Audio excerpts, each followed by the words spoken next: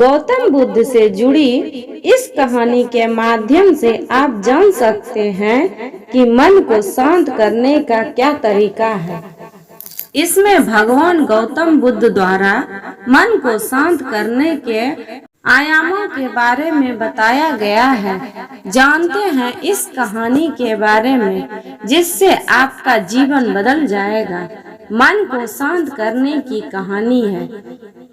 एक बार एक लड़का गौतम बुद्ध के पास जाकर कहता है, मेरे जीवन में बहुत अशांति है, कृपया करके आप मेरा मार्गदर्शन कीजिए जिससे कि मैं इस अशांति से छुटकारा पा सकूं। गौतम बुद्ध लड़के से जीवन की अशांति का कारण पूछते हैं। लड़का उत्तर देता है, अत्यधिक विचारों के कारण मेरे भीतर बहुत सारे विचार आते हैं जिससे मेरा मन अशांत रहता है। बुद्ध मुस्कुराते हुए कहते हैं, ऊपर आकाश की ओर देखो और बताओ कि तुम्हें सूर्य दिख रहा है। लड़का ऊपर देखता है और कहता है, धूप दिख रहा है। बुद्ध उससे पूछते हैं कि अगर तुम लगातार धूप में खड़े रहोगे तब क्या होगा। वह कहता है, मुझे अत्यधिक गर्मी लगेगी और शरीर में बेचैनी होगी।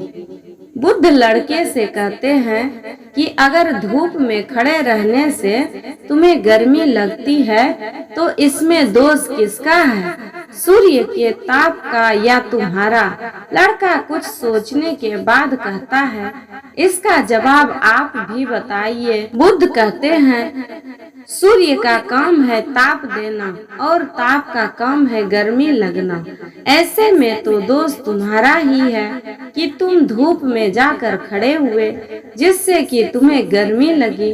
तुम्हें अगर शीतलता चाहिए तो तुम्हें छांव में रहना होगा।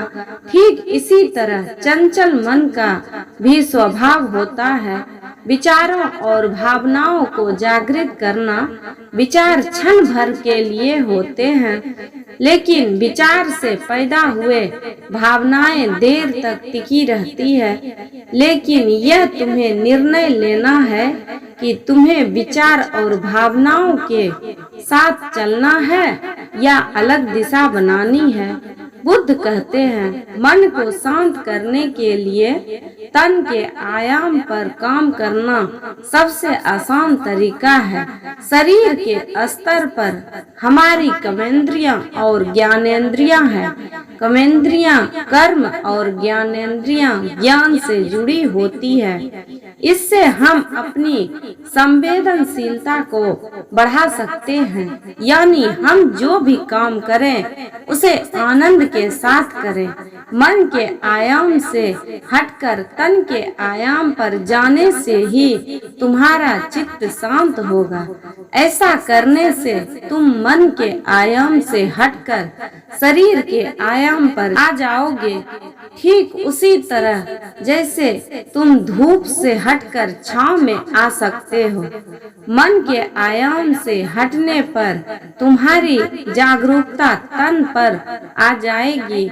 जब तुम तन के आयाम पर काम करोगे तब तुम्हारा चित्त शांत होगा। इसलिए हर काम को तन के आयाम पर करने से मन स्वतः शांत हो जाता है। अपने मन के विचार और भावना को नहीं बल्कि सुर को सुनो। लड़का बुद्ध से कहता है, अपने भीतर के सुर को कैसे सुने। बुद्ध कहते हैं, किसी शांत स्थान पर रहकर जहाँ शांति हो तब अपनी आंखें बंद करो और मन के भीतर चल रहे शोर से हटकर भीतर के सुर को सुनने की कोशिश करो। सुर निरंतर चलता रहता है, लेकिन बाहर के शोर के कारण तुम अपने मन के भीतर चल रहे सुर को नहीं सुन पाते हो। जब तुम अपने दोनों कानों को अपने हाथों से बंद कर दोगे तभी मन के सुर को सुन पाओगे। इस तरह तुम मन की अशांति से दूर हो जाओगे और तुम्हारा मन शांत हो जाएगा।